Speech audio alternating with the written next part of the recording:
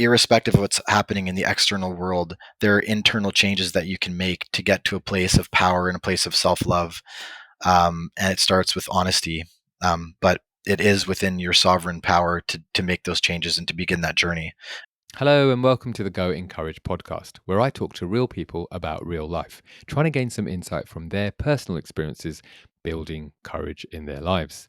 In today's episode, I'm joined by Matt Enns, who is CEO and head coach of Sovereign Man Coaching. He works with men across different spheres of life. He's someone who's true to himself and really speaks his mind. I am genuinely really interested to see what Matt has to say about building courage in our day-to-day life.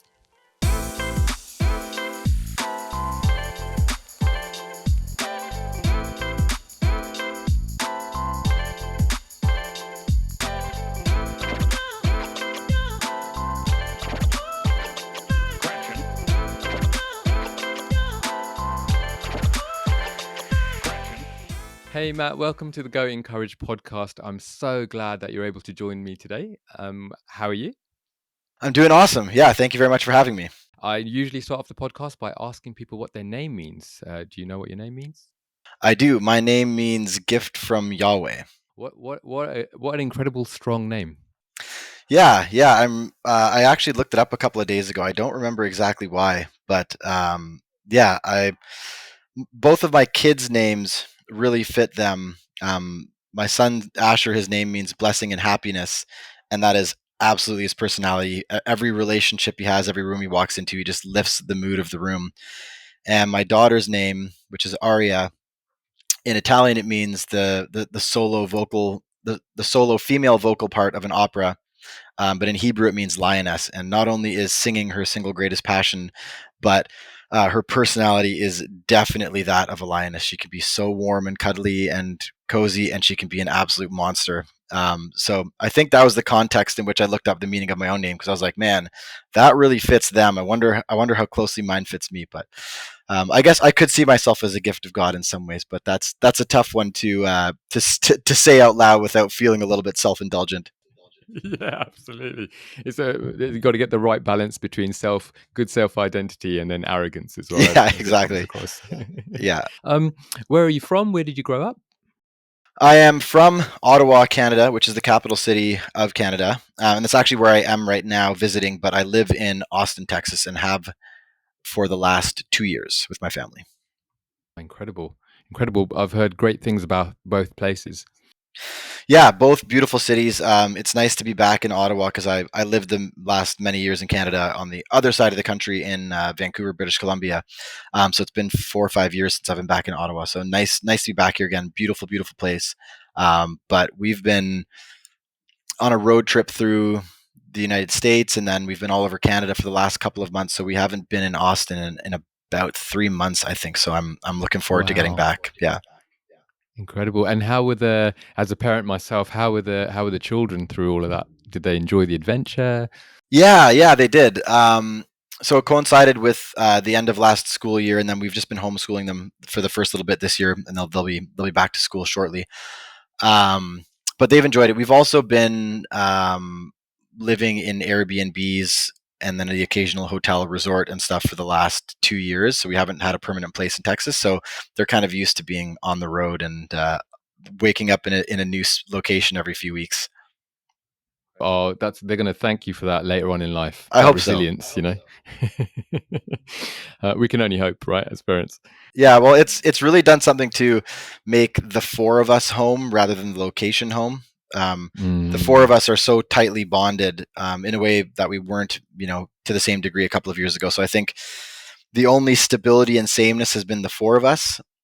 So that's kind of cemented our relationship in a unique and beautiful way. I love that. It reminds me of something I saw today, actually, on social media, and it was the idea of making your home here, as opposed to building a house or building a place that you could lose it at some point, and then you're kind of completely in a place of panic because you don't know any different. But whereas if you make your home here, actually you carry that around with you, which is kind of similar to what you're saying, and it's beautiful that the 4 of you are doing that with each other. It's incredible. Yeah, it's funny. One of the things that I help my kids with when they're having a moment or they're afraid of something is I get them to breathe and then repeat the words, I'm safe, I'm loved, I'm home. And I'll often have them put their hands on their heart when they say that. And that's, I guess, Yeah. that's kind of the same idea as like, hey, when you're in yourself, you're home, whatever's going on around you. So yeah, interesting crossover there anyway. I love that. I love that. Um, when you were growing up, thinking back to your younger years, did you remember what you dreamt of when you were like? Did you have an ambition that you sort of aspired to be like? I'm talking quite young. Let's go quite young. You know. Yeah, quite young, I wanted to be one of three things, which was a ninja, an artist, or the guy who picked dead animals off the road. Oh, Yeah. okay. Yeah. And so as part of the journey, I moved on from, going from my last career to my current career in coaching. I had to really try to figure out what I wanted to do next. And I ended up doing career coaching specifically for a while. So I've done a lot of exercises trying to, link your childhood to your adulthood and stuff. And so I've got elements of the ninja, the artist, and the guy who picks dead animals off the road built into my life right now in a unique way. Um, but but definitely not in the way I imagined it when I was 4 or 5 years old. Before we move on, I have to ask about ninja. Yeah. How did you work that into your life? I took up jiu-jitsu when I was 29. Yeah. And that was largely a conscious effort to address that part of myself. I was always fascinated with ninjas specifically, but all any kind of warrior really, but ninjas specifically. And I had always wanted to do martial arts, but just the way I was raised and the way life turned out, I never actually pursued it, except watching the UFC, watching movies, that sort of thing. And I incorporated that into my life by making jiu-jitsu a big part of my life. Well, I'm really impressed by that. It's definitely an area I'd like to develop in mine in terms of some kind of martial art. I Yeah. started when I was very, very young. Like I did some karate lessons for some time, and I think I just lost interest. Whereas my older self now looks back and goes, "Oh, why didn't I continue with that?" But hey, it's never too late, right? You can get started. No, I've been at it for 7 years now. And yeah, definitely. There's lots of guys who start jiu-jitsu when they're 60. You can adjust it to your speed if you're rolling with smart people. But I think it's so important, especially for men, to have that trust in your own capability. It affects your confidence and your kind of baseline background anxiety more than you think. And when you have trust in your own capabilities, or at least that you have instincts, whether you'll be able to win or not, who knows? But you have some instincts to fall back on. It's really powerful in terms of confidence. Yeah, absolutely. Oh, I love that. And then the artistic side. Yeah. I I always loved artistic pursuits, but I didn't have a very good handle on my mindset as a child or a teenager, to say the least. So that part of me that was a perfectionist never let me actually be bad long enough to get good.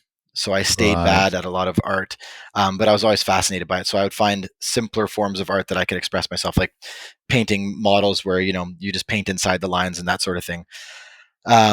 And then in adulthood, how I incorporate that into my current career is I spend a lot of time writing and creating reels and other content like that, which is very much an artistic outlet for me.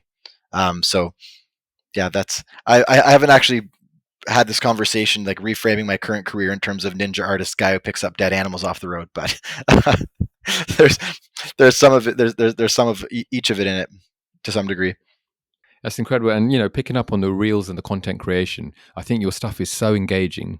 And I think you've really mastered a way of capturing attention, but then delivering some really good content. And that's how I discovered you. Oh, thank you. Yeah, it's been a journey for sure, but I feel like we found a little bit of a balance between being like having a good enough hook to like capture people's attention, but without being disingenuous, and still saying what I believe to be true, not just what I think will please the algorithm. Yeah, yeah. And I think that's important. I think with Going Courage as well, like, I'm trying to challenge myself to say, let's have some real conversations with real people, and just try and steer away from anything that you think might be, popular or whatever. Hmm. Hmm. And then just take the long run, the long road, and knowing that authenticity is something that's important, and Absolutely. put it out there. Mm. So linking that to what you actually do now, what do you do, Matt? Yeah, so I have a men's coaching company, and I work with men in relationship. And so I don't so much work on the relationship itself, but I work on how men can be men in relationship. So it's mostly internal work that, if done correctly, allows you to show up as that stable, protective, providing man in the relationship. Right. Yeah. Okay. And so you're building yourself, as in the person who's coming to you is getting help to kind of get self-aware and building themselves in order to show up better in their relationships. Yeah, that's right. And that usually involves a little bit of unpacking, whatever the current issue is. Why am I emotionally reactive? Why am I afraid of making my voice heard? Why am I afraid of saying no, setting boundaries? Why do my attempts at being a serving leader not seem to work out so well or get rejected by my wife? Why can't I get her attracted to me? I'm doing everything I can. So figuring out, where do those things come from, unpacking them. And then once we've done kind of that excavation of the unconscious and got rid of all the clutter in there that's getting in the way, then we rebuild somebody in alignment with the man that they think they're meant to be, which might include daily habits and discipline and that sort of thing, as well as more mindset oriented things and finding your purpose, that sort of thing. All right, we're gonna tap into a little bit of that at the Beautiful. moment. I have to ask you because we're talking about what you're doing now. The Sovereign Man. That's your Instagram handle. Is that the name of your coaching company as well? Yes, it is. So my question is, why the Sovereign Man? What got you there? Yeah, so their sovereign is typically used as a term to describe a political situation, right? And the sovereign is the highest authority in a given domain, right? So the sovereign could be the queen, it could be the government, um, but the way that I look at sovereign in not just a political context, but on an individual context is, are you the highest authority in your own internal world? And I'm not talking about this relative to God, because if you're somebody who believes in a higher power, of course, your connection to the higher power and the higher power is what the highest authority is. But in terms of, is alcohol the highest authority in your life? And does that make decisions for you? Is laziness and procrastination the highest authority in your life? Is the trauma, unresolved trauma from your past, at the driver's seat steering the vehicle down the road? Or is it you? Are you the sovereign of your life, making intentional decisions, able to guide yourself towards the future that you want from a place of authority and intention? And especially with the policy response to the pandemic, with in most of the Western world recently, individual sovereignty was stripped away from a lot of people in a powerful way. And so those two converging factors of the internal psychological individual factors and then the external political pressures, sovereignty really emerged from that process as the highest value in my life. And so that's where the company name and the Instagram avatar came from. I like it. Oh, I love the way that's framed as well. That's a brilliant. I love the acknowledgement that, okay, there's a higher power. Like let's leave that where the higher power sits, right? But then actually, what can I do within the power that I have and in my own free will choices? How can I show up for myself? Yeah, and some people can misunderstand that, being like, oh, you're not the highest authority, God is. And I say that because I'm not trying to say that you're more powerful than God or anything like that. But just like in a well-run kingdom, the sovereign of that kingdom should be the one that's allowing God to influence his kingdom and to work through his kingdom and to connect with his kingdom. So certainly not trying to take the place of that in any way, but just recognizing that, the buck stops with you essentially, and you should be the highest authority in your life, not your addictions, not other people's opinions, not political pressures. You and your connection to God, what you believe is right, should be the highest authority in your life. All right. I got some quick fire questions just for a little bit of fun. Let people get to know you. All right. So here we go. So what's your go-to comfort food, Matt? I eat steak pretty much all the time, so steak. Yeah, but lately I've been into beef tallow fried potatoes. So I ate beef and water for a year, and I ate very strictly for a couple of years since then. But I've since reintroduced potatoes fried in tallow, which is a really nice thing to be able to have. All right. It's supposed to be quick fire, but now I'm really interested. So you had beef and water for a year. Yeah, Is that right? yeah, Is that similar to I think Michaela Peterson talks about the carnivore diet? Is that the yeah. kind So of thing? she does a stricter version, which is called the Lion Diet, which is beef, salt, and water, and that's essentially what I was doing.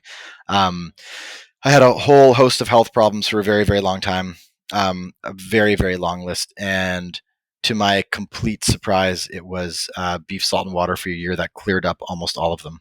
So, Wow. So I've heard about this, but I've never talked to someone who's actually experienced this and gone through it. So you're saying that actually cleared up a long list of health yeah, problems. lifelong insomnia. I mean, from infancy all the way through adolescence and adulthood, inability to fall asleep, inability to stay asleep, chronic fatigue, very severe ADHD, anxiety, depression, Wow. acne, eczema, um, horrible muscle pains and migraines, irritable bowel syndrome, tons of digestive issues and stomach pain. Like I could keep going. It was a very, very long list. And I've been working on all that really, really hard for 20 years, seen everybody, tried everything. And so I find like, well, let's try this. And the most interesting realization from that was what I thought was a calm happiness that I had. I would have considered a 9 out of 10 on the mood scale, was really about a 5 out of 10. But I was just so used to being unhappy that I didn't realize how deeply unhappy I was, because positive mood wasn't available to me very often. And by eating this way, all of a sudden I was like, my baseline happiness just like my happiest day from the previous 10 years, I would consider one of my worst days now, and that was just diet, which very, very surprising to me. That's fascinating. That really is. I talk to a range of people, and people who are staunch vegans, people who have thought about trying the carnivore diet and things like that. And so it's really interesting to me to see what works for people, and especially when there's testimony or experience attached to it. That's yeah. Thank you for sharing that. Absolutely. Favorite season? Well, it's hard because Austin's seasons are different. When I was living in Canada, my favorite season was absolutely the summer. Living in Austin, my favorite season is the in-between season. So in between summer and fall, and then in between spring and summer, where it's like a reasonably hot, beautiful temperature, but not all the way hot in Texas. Amazing. All right. Okay. We just have rain here. We just know rain. Yeah, I lived in Vancouver, BC. It's pretty similar. Yeah, not quite as bad, but similar. Star sign, just for a bit of fun. Cancer. Cancer. Okay. Well, I think I know what you're going to answer to this one. Is there a God, Matt? Yes. There is a God. Because you are a gift from him, right? So. That's right. Yeah. And I didn't always believe that. There's a long time where I did not believe that, but I would say less that I believe in God. I'm ripping this off of Carl Jung, but I deeply resonate with this. It's less that I believe there's a God, and it's more that I know God. Oh, I'm like, let's talk about this. Let's do it. Whatever you want. I think I'm going to have you back. We're going to do. I've got some things up my sleeve. It'd be cool to do one on faith. So maybe we'll unpack that on that one. Absolutely, I'd love to. That'd be really cool. Introvert or extrovert? Hardcore introvert. Hardcore introvert. Yeah. Okay. Yeah. All right. I wouldn't have thought that from your reels. Yeah. No, it's not natural for me to want to share like that. It's part of my love for teaching forces me to share publicly. But I'm very much an introvert. I any kind of socializing of any kind, I need hours to recharge typically. Okay. All right. Logical or emotional? Where on the scale are you? I try to be balanced. My natural place is definitely way more on the logical side of things, but I try very hard to balance that appropriately. Mm-hmm. Okay. All right. iPhone or Android? The big one. Yeah, absolutely. Yeah. High five. We can continue. It's all good. All right. Have you taken the love languages test? You ever done that? I have. I believe I know my love languages. Okay. Touch for sure. And quality time. Okay. Yeah, strong. Like it. Are you more of a make things happen kind of person, or do you tend to go with the flow? It depends what it is. I went with the flow for most of my life, but that was not because that was who I was. That was because I didn't know how to assert what I wanted. But generally speaking, unless it's something that's very important to me, very much go with the flow. I can go with pretty much any flow fairly easily. That's good. Life's a lot easier when you can, adapt and be flexible, isn't it? Yes. And notice I said easier. I'm not saying it's more fulfilling, or I'm not saying it's the best way, but it can be easier that way sometimes. Pick your battles. Yeah, you know what?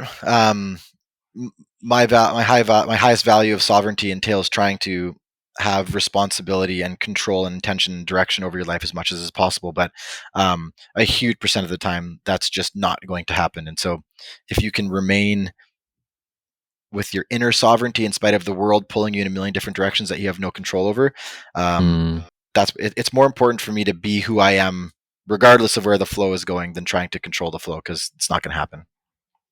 yeah, yeah. It's actually a lesson, and I'm not saying it. I only learned it recently. I mean, these are lessons that you learn throughout your life. And yeah, I just had like 6 or 7 things that happened. Um, one was I nearly lost my daughter a couple of years ago, and she went through like a pane of glass, and her her artery was completely severed on one side, and a little bit on the other side, and her head and everything. And it was just like, it was just, oh, she's my firstborn, so there's that extra sort of connection and whatnot. So that was really traumatic. And then I had some stuff around the business that I do that happened within weeks of that. Just before, I had an issue. There's a list. There's like a whole list, and I kept looking up to God, and I was like, God, what is going on? And Mm. by the end of like the few months, what I realized was all the things that I was attached to had major shakeups. And so I started to live my life differently and go, actually, don't get too attached to stuff. Try and be present in the moment and give your best to what you can in front of you. Because I think with attachment comes a real sense of like, I can't function if these things are not in order, if that makes sense. That's really beautiful. And it's powerful that you learned that lesson from that, because there's this belief that I've come into fairly recently, which is that God, the universe, reality, whatever terminology you're comfortable with, but Mm-hmm. um, God will give you opportunities to learn really important lessons until you learn them. And the faster you can learn those lessons, the less often you'll have to go through the opportunity to learn them again. So um, I suspect the fact that you learned that powerful lesson has, dramatically altered the course of your life. Yeah, absolutely. And I would like to say, just before I get any messages, my daughter absolutely is okay. She incredible surgery, all sorts of stuff. It was incredible, and she got through it, and Beautiful. she can absolutely use her hand and everything now, which is phenomenal. A couple of years later, I'll tell you one thing, just that's sort of connected, is one of the last things in that sort of season was I was driving my car, and my car, I loved my car. I say that in past tense because it's no longer with me, but it wasn't anything special. Like, it was just a pretty, low cost, but I just liked it. It had everything that I wanted in the car. And I remember saying, I was like, God, I've gone through this really tough time. And then I had a little bit of a like dig at him. I was like, right, you've taken everything else away from me. What are you going to take next? My car? And I kid you not, within 20 minutes, I was involved in a car accident that then wrote off my car, and the car was gone. And all I could do was smile and look up and go, wow. Like, okay, sorry. Like, I was like this Wow. with him, I was like wrestling with the Lord, and I was like, oh my gosh, all right, Yeah, okay, I hear you. wrestling with God. That reminded me of the story of Yeah, Job. yeah. Yeah, Job, yeah, yeah. And even I think Israel, I think the word is Israel. Does Israel actually mean wrestle with God? I those who think wrestle with God. Yeah, those who wrestle with God. Yeah. So it was just an interesting time, and I think when those things happen, and the only reason I bring them up really is when these things happen, you find what your sovereign thing in your life is. What is it that actually dictates where you go, and what is it that you know I guess, like, what's the word I'm looking for, entraps you, if that makes sense. And is it the fear of losing something? Is that what entraps you? Or is there, can we build the courage and the mindset to go, no, home is here, like you put beautifully earlier beautiful. on. Yeah, yeah. All right, so moving on after all of that, went off on a tangent there. What's a good compliment that you remember about what's being said about you? Oh, I got one today. I had a client who was talking to me about the hero's journey, which we're all familiar with to some degree. Joseph Campbell's idea from Carl Jung, but you start out as, you're born a king and you quickly become an orphan, and then you live this hard life, and you eventually meet a mentor or a wise man, and then he teaches you what you need to go out and defeat the dragon, pacify the dragon. When you do that, you get the gold. You bring your gold back to the community to share it with them, where you once again become the king. And in a very emotional way, he told me that I was his wise man, and that he was grateful to have met me on this hero's journey, and that he's looking forward to the gold that is sure to come next. So for me, I'm very into archetypes and all of that. And so that compliment was about the highest compliment I could have received. Love that. Love that. What do people misunderstand about you, would you say? Oh, I don't know. Part of being an introvert is you don't give that many opportunities to be misunderstood. What do people misunderstand about me?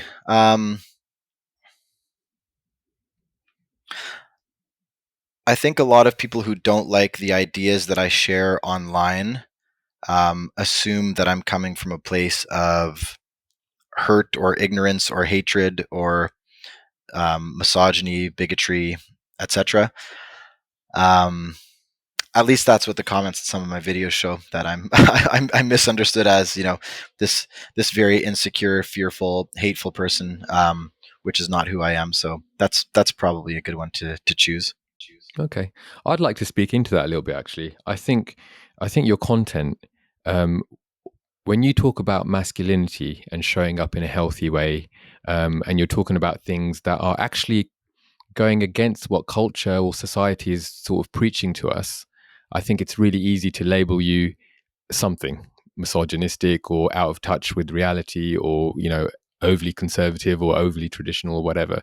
But actually people aren't really taking the time to really understand what it is that masculinity brings to the table, because it's a phenomenal part of our species, of culture, of even the animal kingdom, and I think a lot of it just gets like thrown on that. Oh, if you talk about masculinity, you're Andrew Tate, or you talk about masculinity, you're now a right wing, bigot or whatever. And I think your content is based on real logical and well thought out ideas.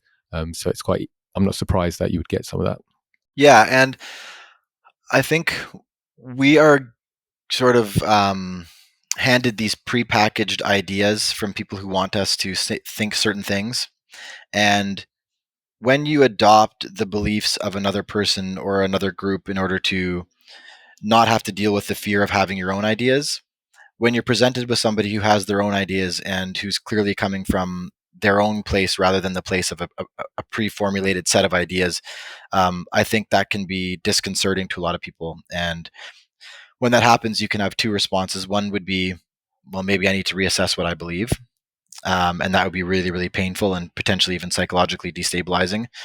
Or I could attack the person who holds ideas that make me feel uncertain about my own ideas. And so they rarely really get to me. But there's a lot of that out there. Yeah, there is, and I think there's a lot of courage, a lot of bravery, a lot of self-awareness needed in order to be secure in what you think, even if you're wrong. I don't have a problem with being wrong, but I have a problem with throwing out ideas that aren't mine for the sake of looking cool, or looking like I know what I'm talking about. Yeah, and I spent the first 29 years of my life saying things that I thought would produce a certain image in the other person. And when you spend your whole life speaking not what you believe to be true, but only what you think will have somebody else view you in the way that you want to be viewed, it brings you to a place of profound internal disconnect and pain. And when I kind of deconstructed that, which is a really long process, I got to a place where it's so important to me not to betray myself or what I believe to be true simply so I can affect someone's perception. That now all that really matters to me is saying what I believe to be true. And there have been a lot of times where I've got myself in trouble, so to speak, by doing that.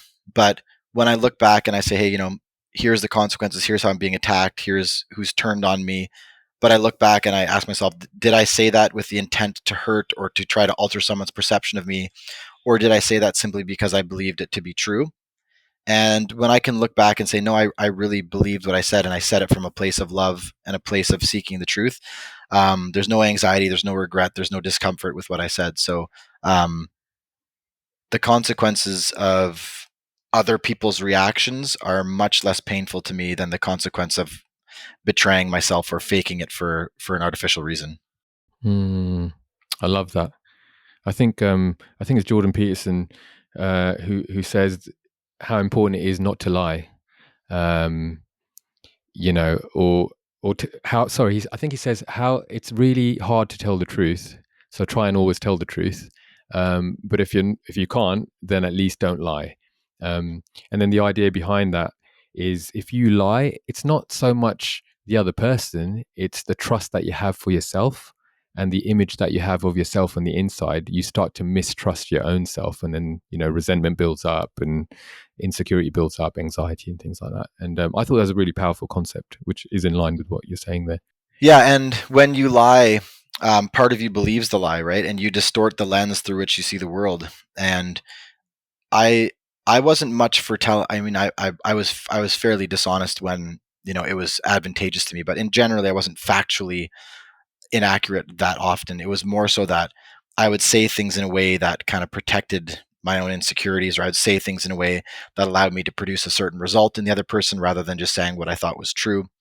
And the distorted view that I developed of myself and of the world, and the distorted view that I had of what the next right move to make in my life was, so distorted. I got to a place where I just didn't know what to do anymore. Everything was falling apart. What am I supposed to do now? And it was Jordan Peterson who pulled me out of that to some degree, because I heard him say one time, if you have a memory that's older than about 18 months and you still have an emotional response to that memory, it basically means you haven't sorted out what that memory is and you haven't learned the lesson in it. So it still exists in the recesses of your unconscious mind as a threat of some kind. And I heard that and I kind of laughed myself, and I was like, well, I have an adrenaline anxiety response to approaching 100% of the memories that I have. Um, I've tried everything else. Why don't I try this? And as I started going back through memories and looking at them honestly, rather than looking at them, well, how can I look at this so it wasn't my fault and I didn't look like an ass and I didn't look like a bum and I didn't look, in a way that I was embarrassed or ashamed of, and I would try to just trick myself into understanding the memory in a way that didn't hurt so bad. When I started looking at those memories and saying, no, let's see what this really was here, and let's not hide from anything. When I started doing that, incredibly painful. But the more that I did it, the more the anxiety began to lift, the more the self-loathing began to lift, the more the fogginess about what I'm meant to do began to lift, and I started to be able to see clearly. So, um, honesty has been such a powerful force for change in my life.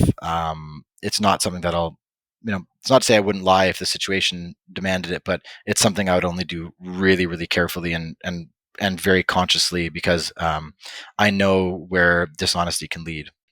Yeah, yeah. I really resonate with that. That's important. It sounds like we have a lot in common. Actually, there's a few. That would not surprise me.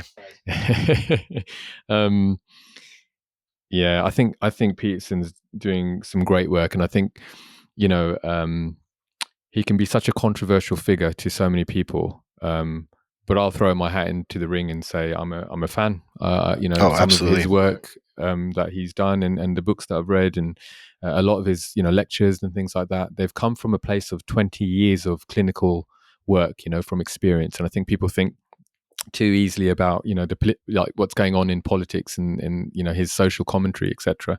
But actually we forget that a lot of what he's bringing out there is based on 20 years of scientific research and experience, which is important, I think. Mm-hmm.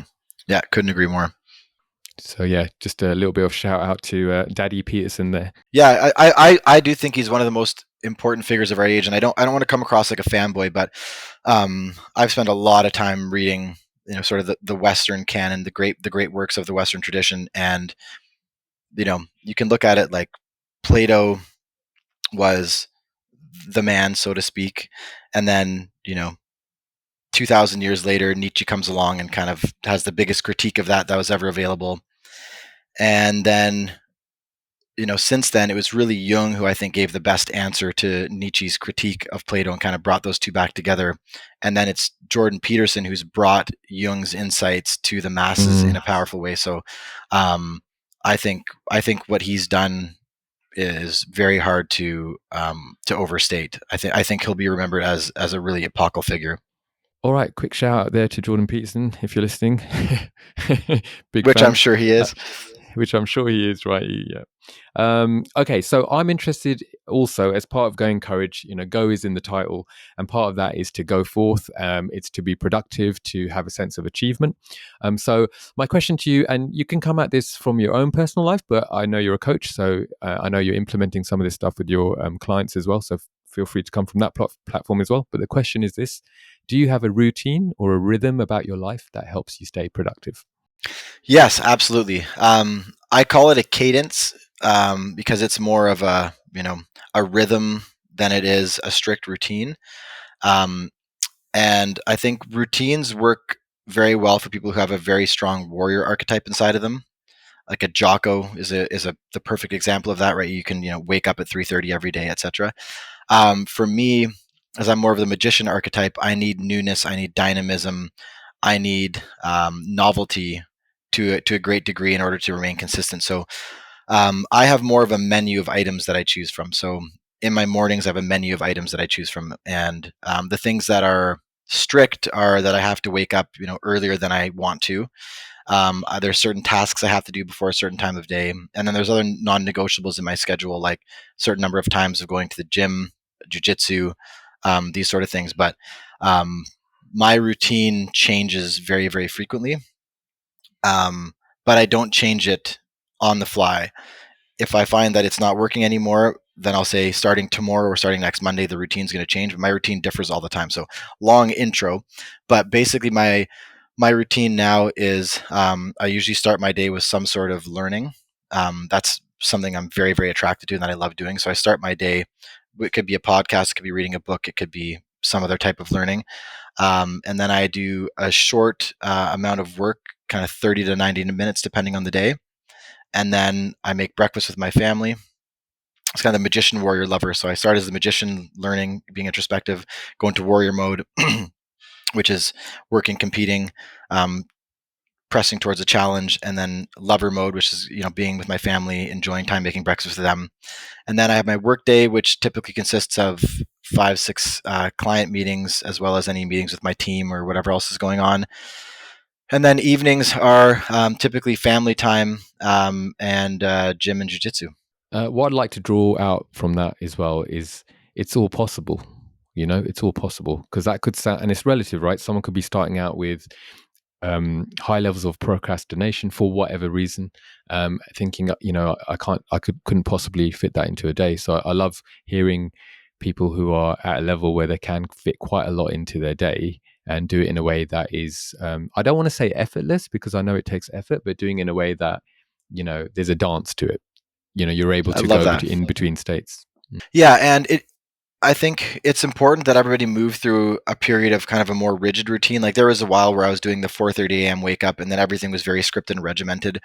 And you don't conquer that part of yourself until you can make yourself do that. But at least for me, on the other side of that was a more natural discipline where there's this cadence, this rhythm, this dance to the day, and it doesn't feel like I'm forcing myself to do things. But the only reason I can have that natural flow to my day is because I trust myself that I am capable of iron discipline if necessary.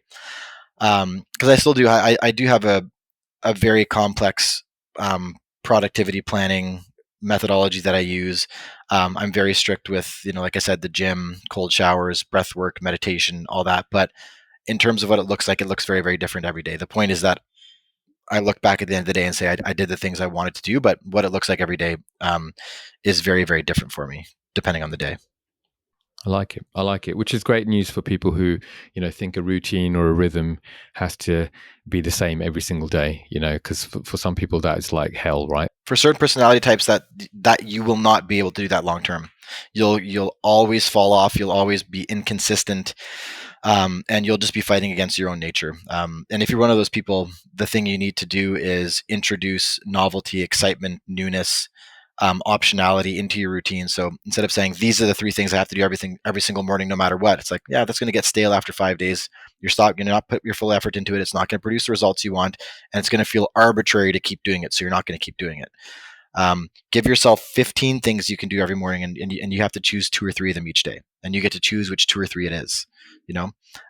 That's a way to actually do something you can stick with for the long term. I really like that. You used the word menu earlier on. I think that's a really great way to put it. Yeah. I tend to. I did this thing. What was it? I think I gave up television or something a few years ago, and I did it for like 30 days. And then after the 30 days, I was like, oh my gosh, my life has changed. Why am I watching mindless TV, And then I just gave it up for a year. I was like, I don't need this. And now it just doesn't have any hold on me. But the link to what you're saying is what I started to realize was actually, you could do anything for 30 days, there was, I think I gave up chocolate for 30 days, gave up whatever it was. I just kept changing it for like a year. And what was happening was it wasn't so much the thing that you're giving up. It was the discipline that you build into yourself to say, hey, I'm not going to do that thing that I know is bad for me for 30 days. And after, 20 days, you don't even want to do it anymore. So yeah, I think for me that works. So it's having that strictness, but actually changing every 30 days as much as possible, Yeah. And I think those resets are really important because it teaches you to trust yourself that, okay, I can just cold turkey this thing if I want to. But also, if you struggle with like junk food, for example, what the vast majority of personal trainers, nutritionists will tell you is like, have a little bit of it in your, in your day or your week, but like just limit the amount you have. And that's good advice to some degree, and it works for some people. But for other people, moderation is far more difficult than cold turkey. And if you're one of those people, just go cold turkey for 30 days or for a week or for whatever it is, or permanently, but go cold turkey for a while, because then when you try to introduce it back in a more reasonable way, you might actually not have to struggle that much to do it reasonably. Like push through the first brutal week or 30 days, and then maybe you can have 1 bag of Cheetos a week, and it won't turn into a daily thing again. Or on the flip side, if you're one of those people where moderation just doesn't work for you, and I'm hard one of those people, like moderation is not my thing. And instead of fighting against that, I just accepted that like I'm either all in or all out. So I only consume things where I'm comfortable doing it all day, every day, if I feel like it. So I don't eat almost any foods because it's really easy for me to not eat them at all. And it's fairly difficult for me to incorporate it into my diet in a balanced way. It's very hard for me to be balanced with, candy bars or Swedish berries. But if I just don't eat them, it's very easy to not eat them. Yeah, I get that. And I think what's really beautiful about that as well is at its core, it's like being that self-aware, understanding yourself, doing the work to kind of, if you need to write things down and monitor what you do, to say, well, actually, for me, I know I have this tendency and therefore I need to approach this in a different way to somebody else. Because I think it's really easy for people just to take a blanket approach. Okay, it worked for these people, I'm going to do it as well. Which, sometimes it can be good to try things, but actually it's knowing your own body, knowing your own mindset, knowing your weaknesses, and, knowing your own temptations. Like nobody really knows your temptations except yourself, So yeah, Absolutely it's about true. balancing that. Yeah. Okay. I want to ask you a question. It's a big one. So we can go wherever you want with it. But when you think of the word courage, what springs to mind for you?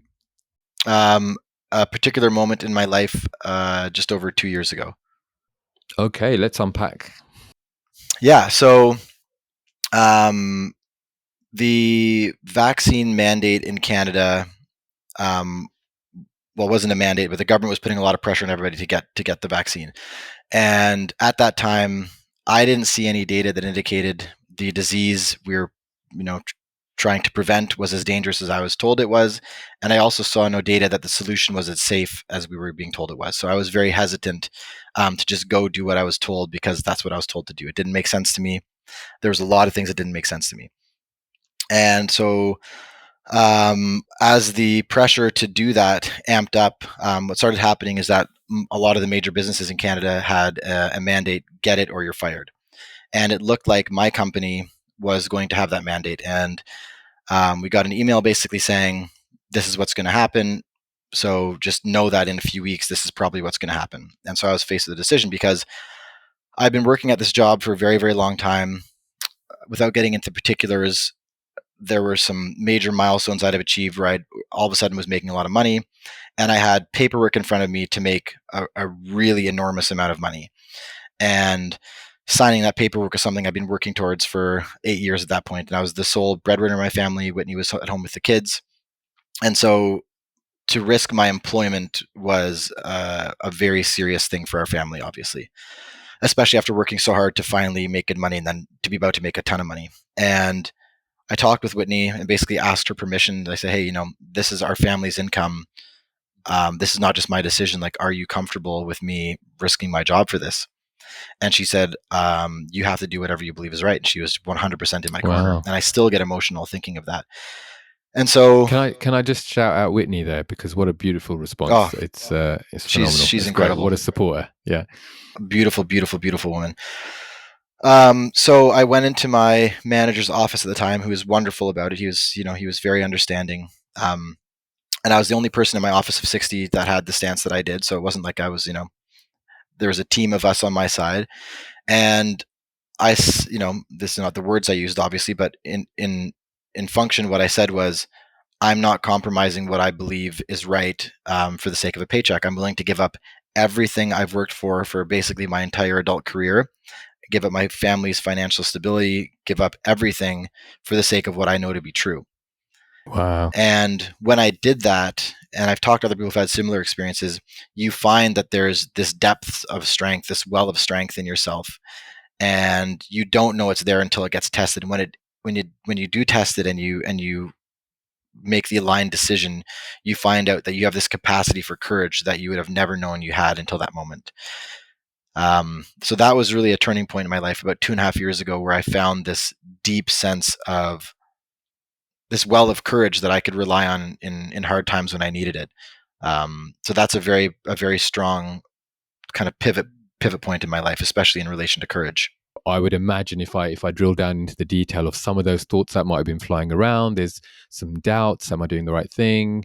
Maybe there's some voices that may not have penetrated completely in, but they're around and stuff like that. Thinking, look, am I doing the right thing? Shall I move forward with this? It feels right, or am I being a little bit out there? But it sounds like you landed on what you thought was right, and then something happens right on the inside when you stand in truth. Like something happens. Yeah, and it was kind of the perfect storm in some ways, because it was like every authority in the known world was telling me I was wrong. My entire country was telling me I was wrong. Family and friends, with some exceptions, were telling me I was wrong. My income was on the line. Like everything was saying this is the way to go. But my chest, my source of courage, was saying that's not the way to go. And I listened to that against everything from every other angle, from financial safety and expertise and everything. And I listened to my own call of courage rather than everything else. And that changes your own relationship with yourself when you do that. Because courage isn't just like, okay, I'm just going to do this confidently. It's kind of going, right, this is a scary thing to do, but I know it's the right thing to do. So I'm going to take a step forward and do it. Yeah, courage absolutely requires the presence of fear. Otherwise, it's not courage. Yeah, otherwise it's just comfort, right? It's easy. Yeah. And what was the outcome of your decision? So they basically put us in limbo land and didn't say what was happening. They were trying very strongly to say, hey, look, this is going to happen if you don't get it.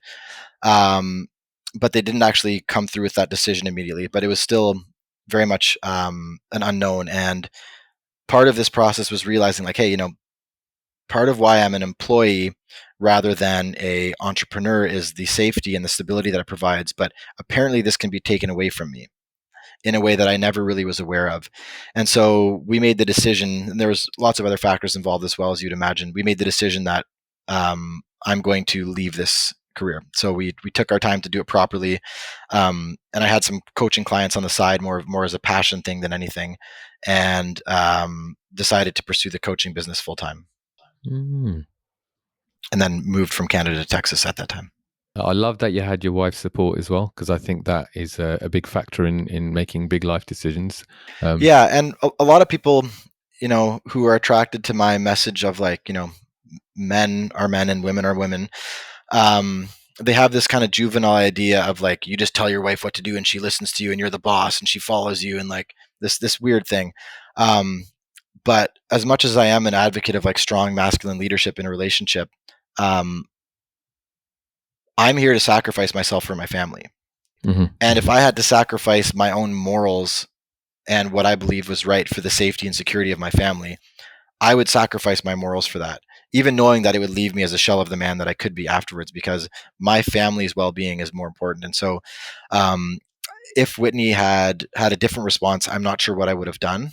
But the fact that she was so rock solid on my side made that courage far more accessible to me. Mm. Yeah, and I think it speaks to the integrity that you have as a man as well, because I think, if we use the often dirty word of submission, let's say, for a wife to have for her husband, it's painted out as this horrible thing, but actually, you submit to something that you believe in, that you trust in, that you think has the right, what's the word, intentions in mind. And so then I love the way that you use the word sacrifice as well. And I'm a little bit playing with scripture here, where it talks about a little bit of a circle that works really well, is where you submit and you sacrifice, and the two work hand in hand, and therefore you serve each other, and you're able to move forward with that. And I think in the modern world, it's just turned upside down on its head. It's about me, me, me, and I am the ultimate authority and you're the ultimate authority, and then you have this fight, as opposed to this dance that is always supposed to be. Yeah, and like using the analogy of a king, like a king's kingdom does submit to him, and that's, we all understand that. But a king also submits himself to the kingdom in this, like you said, this circular dance. And so, um, you know, generally speaking, in major decisions in our lives, like Whitney's like, hey, you know, you're gonna whatever your decision is, I'm going to support you in that. But I'm not making decisions for myself at all. I'm always so careful to make sure that I'm, are you doing this for selfish reason, Matt? Are you doing this because it feels good for your ego? Like, why are you making this decision? Or are you making this decision because it's the best thing for the family, even if it means sacrificing what you want or what feels good for you? And so, Mm, the submission goes both ways, even in the case where you do have, if the man is more of the leader in the household and the woman is more, willing to follow his directives. To me, that requires that the man is always putting his wife and his kids ahead of himself. mm. Yeah, that's really powerful. That's good. I love that we got there. Okay.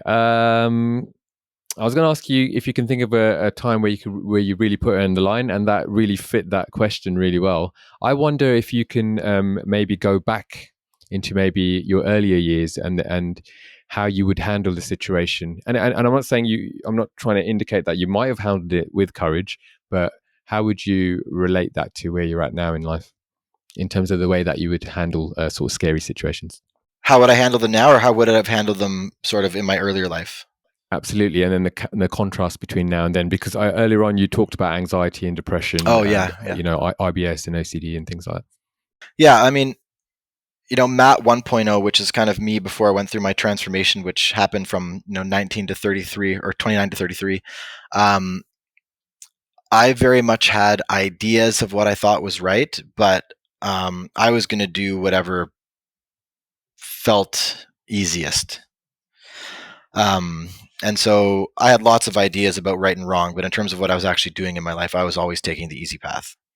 And if I was presented with a moment of extreme pressure, I would have whined about it, and I would have used my intellect to poke holes in it and try to appear smarter than it, and trash it to other people so they'd know that like I'm above this thing. But I would go along with it anyway. I would just be bitter about it and arrogant about it. That's how I would have handled it before. And now everything gets passed through that filter of sovereignty. Does this decision make me more sovereign? Does it give my family more freedom, more strength, more connectedness? And whatever comes through on the other side of that filter is what I'll do. Whether how I feel doesn't play that much into it anymore, Hmm. and not because I don't care how I feel, and not because even I have this idea that integrity requires acting in spite of your feelings, but because I know deeply, deeply, deeply what following what feels easy does to me. And the pain that led me to, and the pain of just my daily existence, the pain of being alone with my own thoughts, was so dark and so crippling for so long that I won't do anything to risk going back there. No matter how it might feel in the moment or how scary it might be in the moment, like nothing's as scary as that. Mm. I have a couple of, I love that. I love that. I have a couple of things going on which are quite difficult at the moment, which hopefully I can talk about in the future. But I had a few people ask me, and one of them is a therapist, and she was like, how are you dealing with this, like with such a calmness about you? And I don't know if you can relate to this, but it's similar to what you said. If I rewind 20 years when I was at the height of anxiety, really struggling with panic attacks and being able to even just leave the house, the toilet was my best friend because I was always throwing up, with this level of fear and anxiety and panic attacks. When you've walked that walk and you see yourself at the lowest that you could ever be, this life afterwards and the climbing out of that, it's like, this is my second chance. This is like, I've been given a gift. And so anything that comes now, I'm like, okay, that's a terrible situation, but I've been through worse and I came out of worse. And therefore whatever's happening now, I can get through that as well. And I think, in order to, and actually I'd like your opinion on this as well. So for people who are still in that place, let's say, so Matt 1.0, Rix 1.0, and they want to aspire to get to the 2.0 version of themselves, what kind of steps would you sort of put out there in order for them to take that approach moving forward? Yeah, the first thing you have to do is be honest with yourself, which is sounds like very simple advice, but it's arguably the most difficult thing you can possibly do. Um, we all build up these psychological edifices that protect us from the parts of ourself we don't want to recognize, and to see past those and deconstruct them and excavate them and find out what's underneath them is nearly impossible.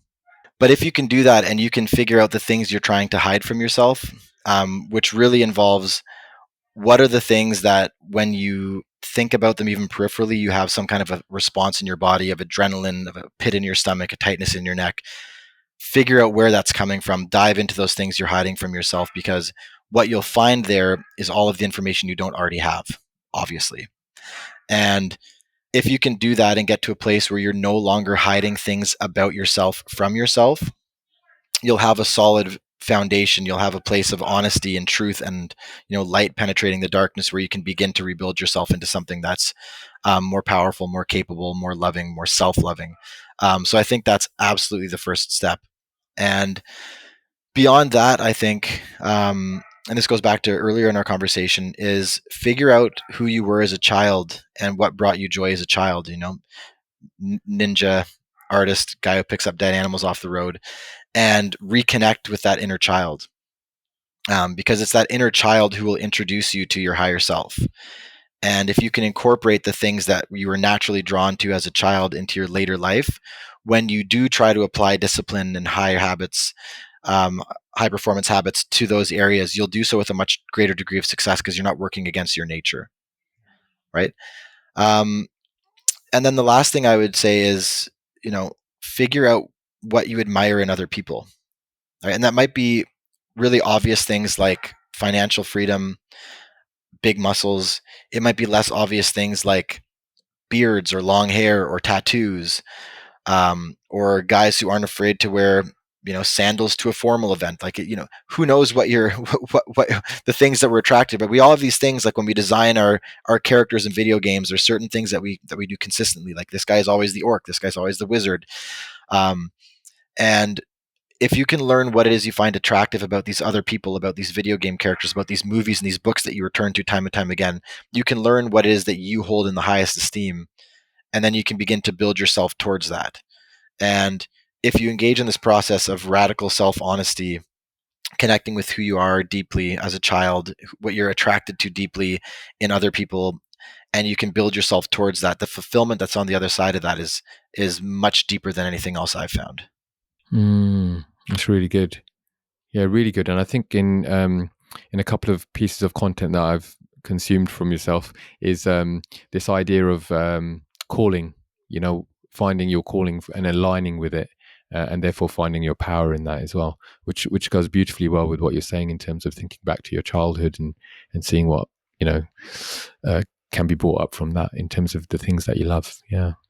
Yeah, and men are very purpose driven, right? In a way that the average woman is not. And when you're purpose driven and you don't know what your ultimate purpose is, you're going to find lesser purposes to pursue.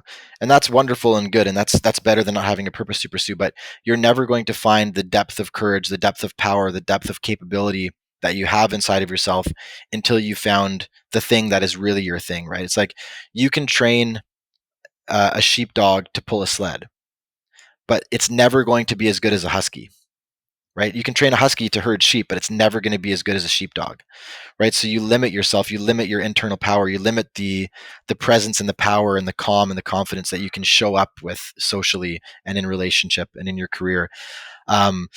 So for men, I think if you want to find that, that final version of yourself, that highest form, that version of you that you could be so deeply proud of, it's very difficult to do that if your career is not in some way connected to your purpose in life. So finding your calling is one of those central things that without that thing, all of the rest of it suffers to some degree.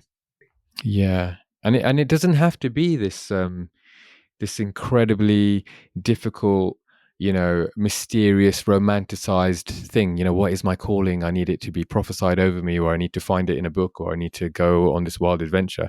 But it's actually, I really like what you're saying. It's kind of aligning with yourself from an early age and going back and looking at what attracts you, what are the things that trigger you and things like that, and being really honest about that, and you'll come across it. Yeah, because it's the simultaneous process of discovery and design, right? You have to discover what is my true nature, who am I at a deep level, and then you have to design yourself into the person that you're meant to be and that you want to be based on the things you admire.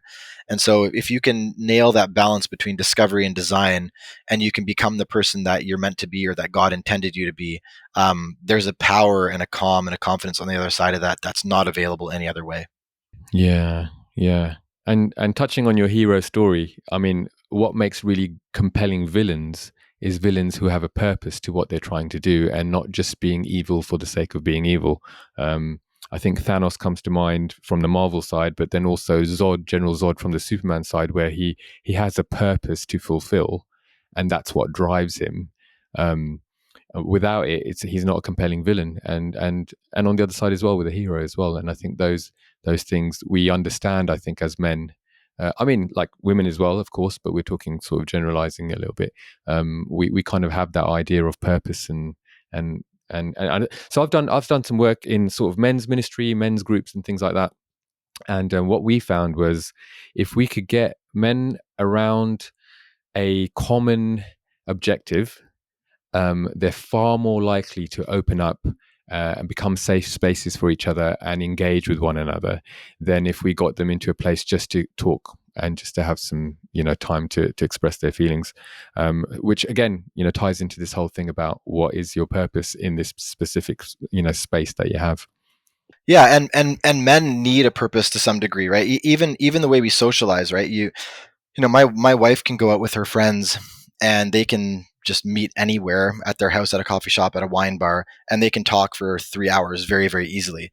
But when I hang out with my friends, we're going golfing, we're going hunting, we're playing a sport, we're competing. It's fantasy, this or that, right? There's a purpose, and evolutionarily that makes sense on some level, right? Women would sit around in a circle talking, taking care of their babies, and men would be looking forward, hunting, pursuing game, doing something like that. So whether it's in your own personal life or in your relationships or even in therapy, for men there has to be a purpose at the end of it.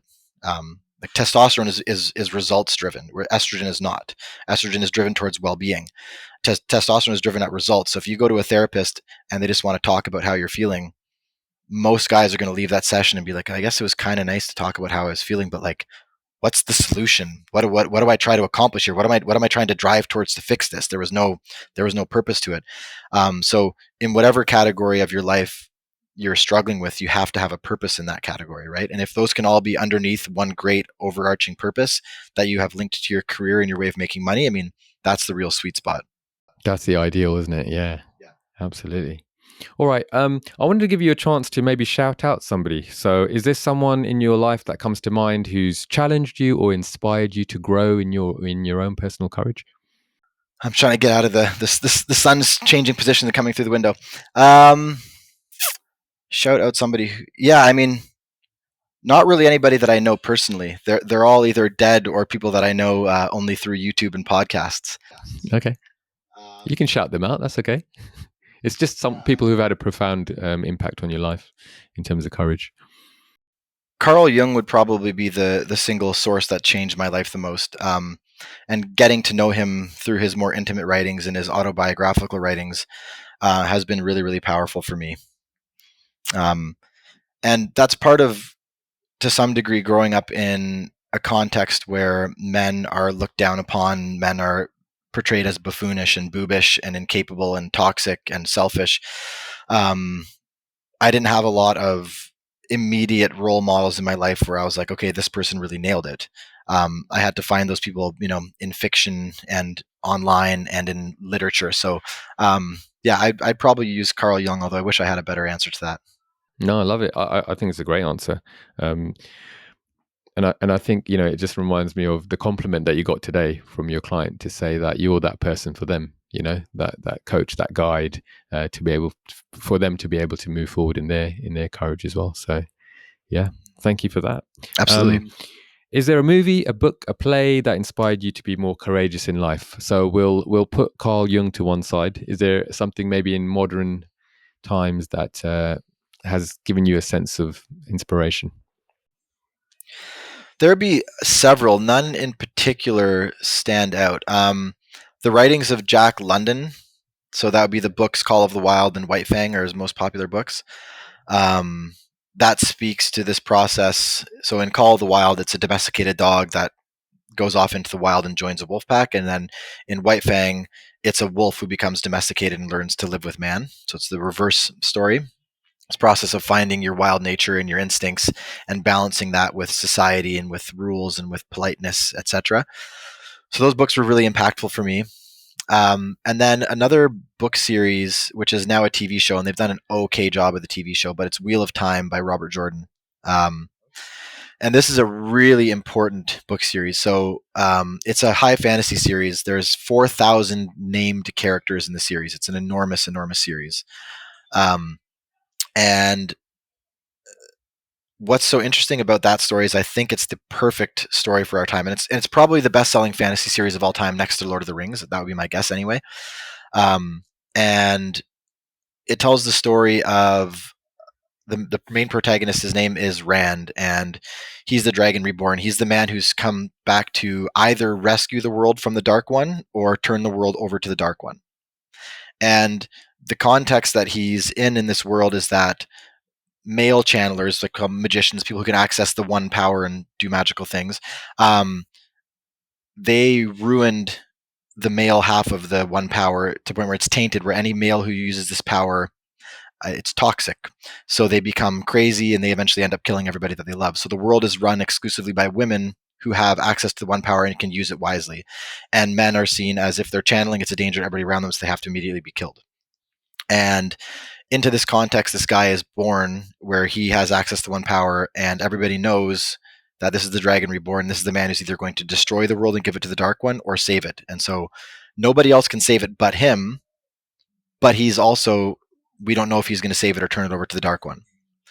And so I really feel like that's a good kind of analog to the times that we're living in terms of masculine power and feminine power and our view of them. And the way that he finds courage, it's so psychologically complex. It's such a brilliant, brilliant, brilliant series. So Wheel of Time by Robert Jordan would be the book series, which is also a TV show now. If I start reading this, how many books have I signed up for? 13 books ranging from 600 to 1,000 pages.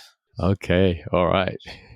It's slow long. burner then. It's yeah. You stack them up, they're about chest high almost. It's yeah. Last couple of questions. One of them is, I mentioned Andrew Tate before. I'm not sure why. It just came up in conversation. But there are other people as well. Why do you think that men are really impacted by some of these messages that are coming out there? And I'm not coming from the position of condemnation or even condoning anything out there. I used one name. I could probably use quite a few names. But why do you think men are having? Why do you think these messages are having such a dramatic impact on men in this current day?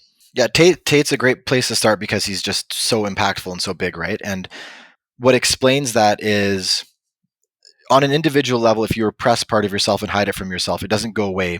It just means you lose control over being able to direct it, and it comes out in some unhealthy way. And on a societal level, we have repressed the idea of the powerful, capable man to such an extent that now its shadow form has emerged. And its shadow form has emerged in the form of Andrew Tate. Right. And so he has a lot of what you'd expect from a strong, healthy, masculine leader, but he also has a lot of very unhealthy, juvenile attitudes towards women and domination of women. And to me, what it amounts to is essentially this is how to hack the female biological algorithm to get what you want out of them. And if you want to live with a broken slave, pursue that. You'll find a woman who you can do that to and see where that leads you in terms of happiness. But if you want a strong, capable partner who can support you and who can give you intuition and wisdom and that magical female perspective that we don't have, don't do it that way. Do it a different way. Still be the leader, still have direction, still be decisive, but not in a way where you need to be living with a naive, broken spirited person. But I still think net Andrew Tate's impact is profoundly positive because at least there's somebody saying, hey, we're not the same. Hey, stop being lazy. Go out and do something with your life. Go and be special, right? So I view him as very imperfect and a dark figure in a lot of ways, but I would still view his overall impact on society as very, very positive because nobody else came along. Jordan Peterson did to some degree, but nobody else came along and said, hey, here's some things that are true that nobody's willing to say. And hey, men that everybody is crapping on, stand up and do something, reclaim your power, be strong again, do something worthwhile with your life, stop whining about it. And it almost brings me to tears even saying those things, because the fact that we have voices emerging that are saying these things to the crippled and crushed and despirited, declawed, defanged men that I talk to every day, I'm infinitely grateful, even if it comes in an imperfect, somewhat juvenile form like Andrew Tate. Yeah. Okay. Oh, that's interesting. That's really interesting. I think there's I loved that you touched on the shadow masculine as well, because I think if we're not shining light on healthy masculinity and we're not celebrating what masculinity is, what it means, and the benefits of pressing into that characteristic of humankind, we're losing a lot. We're losing a lot. Equally with positive femininity as well. I think we should be celebrating both sides, and I think what's happening is. I'm being very generalistic, of course, but what we're doing is we're celebrating masculine traits in women at the moment. Like, hey, you go and be a boss. You do, you smash it, you crush it, all that kind of stuff. Which in of itself isn't a bad thing. Like, great, let's celebrate, let's encourage women. Like, I grew up with women, I love women. Like, it's I learn a lot. And I think but if you try and do that to a man now, and you say, "Hey, you're crushing it, you're smashing it," it's like, "Oh, actually, now it can be seen as, oh, actually, that's a toxic thing to celebrate." So there's a real imbalance in, I think, society's way of communicating to both genders, which I think is unhealthy. In my perfect world, where I'm the king of the world, I would want to celebrate both genders in a way that brings out the goodness and the richness and the things that we can all benefit from, as opposed to pit them against each other and bring out the worst, traits. Yeah, and there are definitely forces in the world, whether it's individuals or institutions or something darker, more nefarious than that, that are trying to pit everybody against everybody, right? All the races, all the genders, all the religions, all the economic classes, just fighting, fighting, fighting. And um, when you look at what feminism has done to women, feminism didn't say, hey, women, go out and become the most powerful, loving versions of women. They said, you can do everything that unhealthy men do, right? You can be obsessed with your career, you can be aggressive, you can be domineering, you can be selfish. So feminism has taught women that you should go be unhealthy men. And unhealthy men are not a good thing. And women are even worse at being unhealthy men than men are. And feminism simultaneously said if any of those traits show up in men, it's toxic and horrible. And even if they show up in a healthy way, it's really toxic and horrible. So women should go try to be these unhealthy versions of men, and men should not be healthy versions of men. And it's left us just in this state of utter confusion with like these horrible adversarial relations between men and women. And a powerful, capable man and a powerful, capable woman look very, very different. And they have, very, there's a lot of variety they can show up with in individuals, right? And Whitney and I, I have some very strong feminine traits. She has some very strong masculine traits. But we're aware of our own masculine and feminine energies to the point where we can build our identity around them in a healthy way because we're not turning against ourselves. And men have been so turned against themselves that they don't even allow themselves to take the first step into their power. And we're seeing the consequences of that play out in so many ways right now. And it makes me very emotional because men right now are carrying so much pain, and the only way out of that pain is exactly what they're told never to do. And it's no good for women either, because a woman in her masculine isn't happy to be in her masculine typically for very, very long. Especially, to be in your masculine requires testosterone, and women produce that in their ovaries and their adrenal glands. And you want to talk about adrenal burnout in women in their mid 30s, late 30s. I mean, it's an epidemic essentially. And they want on some level the strong, capable man that they can lean on and rely on and be safe with. But yet but that they're taught that when that man shows up, that's a threat to their femininity. That's a threat to them being women, and it's betraying their gender if they do that. So they shut it down to the point where you see all these relationships where the man is just this browbeaten, passive pile of nothing. And anytime he tries to assert any kind of leadership, which his wife wants on some level, she shuts it down, and she resents him because he allows it to be shut down. And so he hates her for cutting off his balls. She hates him for not having any balls. And nothing gets better. Everything gets worse, and they move further and further apart until they get divorced, which is what's happening all over the West right now. It's an untenable situation. Yeah, yeah. And I think it's fair to say that then becomes a generational curse, because then, the children see that and they think, oh, that's what masculinity looks like. That's what femininity looks like. And so we don't know which direction to go in, or we don't know how to process some of this stuff. And then you create the same thing. So dad becomes unsafe. So therefore, a daughter may go away and think men are unsafe. And therefore, when she gets into that space of dating and things like that, she attracts unsafe men. And then the cycle keeps repeating itself, and vice versa for women and sons as well. Yeah. And most women, if they have any great degree of self-awareness, they recognize that, like, hey, men are probably stronger than me and probably better at dealing with things that go bump in the night. And it would be nice if I had one of those around who could take care of me.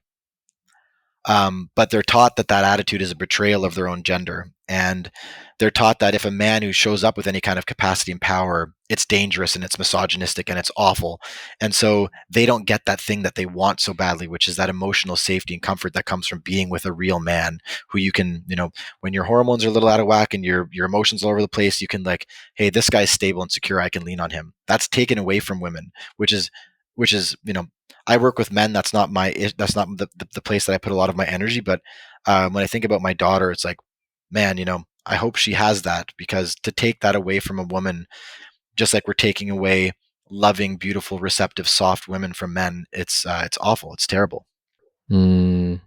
Absolutely. Someone said something to me, it stuck with me. I'm sorry, I don't remember who it was, but it's about a great, again, being very typical in saying this. Men are like a riverbank, or aspire to be like a riverbank, and women are like the river. And so when we are strong like a riverbank, we're able to hold any chaos or any beauty or any kind of beautiful flow that women bring to, or at least the femininity brings to the world. We're able to hold that in a stable way, and therefore there's freedom on both sides. Whereas if we try to be the river, there is no riverbank and everything's everywhere. And vice versa. If we're both riverbanks, then there's no river to go through the riverbank. And I just thought it was a really cool analogy. Yeah. Yeah, we have different roles to play, and biologically we're set up to play different roles. Hormonally, we're set up to play different roles. And you can think God is wrong. You can think millions of years of evolution is wrong. And good luck with that. But I try very much to play within the bounds of reality as I see them. And the bounds that I see are that we're different. We're intended to play different roles. And so make your own version of that works with you and your partner. Pick and choose to come up with, your own unique balance, but don't pretend that those different poles don't exist, because if you don't play out those different poles, the masculine pole, the feminine pole in your relationship in a balanced way in your relationship, the relationship's going to tip over. Yeah, absolutely. And then you're dealing with something completely different. Yeah. I want to say, as someone who's worked probably about 3 or 4 years in communities and in sort of groups of men, I really thank you for the stuff that you're putting out there that is helping men. And I love that you're coaching and helping men who, feel declawed or feel emasculated, or are really struggling to try and show up in their masculine energy and trying to align with who they are. So, like, hey, I don't speak for all of them, but on behalf of them, I'm really glad that there are people like you who are actually trying to, create some logical steps and some, things that they can work through and, go on that journey. I think it's really, really important, and we need more of it. Suicide rates on men are just, it's tragic, and it doesn't have to be like that. So thank you. Thank you very much for saying that. Thank you.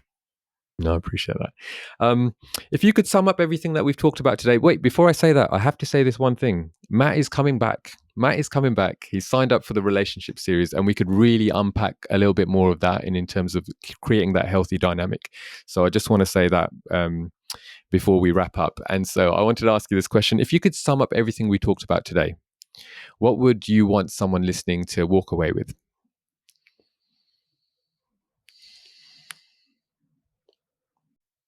There's a version of you that's everything you've always admired in other people, and it's fully within your own power to create that version of yourself. And that process begins internally. So whatever's happening in the external world, if this isn't working out, this boss sucks, that job sucks, this woman isn't attracted to you, irrespective of what's happening in the external world, there are internal changes that you can make to get to a place of power and a place of self-love. And it starts with honesty. But it is within your sovereign power to make those changes and to begin that journey. And with the internet and with coaches and with people like you sharing information like this, I mean, there's never been more resources available to somebody who wants to start that self-initiation into this higher version of yourself. It's there for the taking. So go do that if that resonates with you. It's there for the taking. Go get it, guys. Go get it. It's been a pleasure to have you on the podcast. Before you go, how could people find you? Where would be a great place for people to connect with you if they've heard you for the first time on this podcast? So I'm going to be rolling out across all social media platforms and with a new website and stuff in the very near future. But as that is all being prepared, you can find me on Instagram at _sovereign_man. Brilliant. And if you're watching this via video, we'll put that up on the screen and also put a link in the description. And I will come back when your website is all up and running. I'll come back and stick that link in the bottom as well so that people can find you. Yeah, it's SVRN, like a short form of sovereign, svrnman.com. But it's still it's my career coaching website that's out of date, so it's being updated. Brilliant. Oh, okay. You saved me a job. Fantastic. It's been an absolute pleasure to have you on the podcast today. I want to thank you so much. Again, thank you for what you're doing and what you're putting out there. Thank you for being with us today. And I'm really looking forward to having you back for the relationship series, because I have been talking to some people about relationships, but they've all been women. So it'd be really good to have a male voice in that. And I know that's a subject that's close to your heart as well. Absolutely. So that would be incredible. We'll get that in very soon. So it's time to say goodbye. I don't like this part of the conversation. Hey, you know what? Hellos are good. Goodbyes are good. That's where we are. This is an awesome conversation. Really, really enjoyed it. Really looking forward to the next one. And if we get a chance to talk religion, theology at some point too, that would be a bonus as well. Yeah, I'm gonna get there. It's gonna be good. I am someone who believes in God. I'll put it out there. I don't think I've said it on the podcast before, but I am open to all schools of thought and all people's opinions and stuff like that. I'm really interested in how people process and their reasons for doing stuff. So that'll be a very interesting conversation to have at a later date as well. So yeah, I will definitely invite you back for that one as well. Fantastic. Cool. All right, Matt. Thank you for being with us today. If you're listening, I just want to encourage you to So check out Matt's content, see what he's about. I think there's some beautiful nuggets of wisdom that you throw out there. And whatever you're doing in life, wherever you're at, just keep moving forward and go in courage. We'll see you on the next one. Thank you so much. Hey, really hope you enjoyed that episode, and I hope that there was something that resonated for you or sparked your interest. And if there is, you're always welcome to leave a comment down below. Before I go, I just want to ask you one more time, hit that subscribe button if you haven't already, hit that notification bell if you'd like to stay up to date with all things Go in Courage on YouTube. If you're not listening on YouTube and you're listening on other platforms, do hit that like, that follow. You can interact with me on Instagram. The handle is @GoInCourage. Or if you want to directly reach out to Matt after this episode, please feel free to do that. Links are in the description below and on the screen if you're watching via video. All right, that was a lot to say, and I'm going to let you go and decompress and reflect on that conversation. So until then, I shall see you on the next one.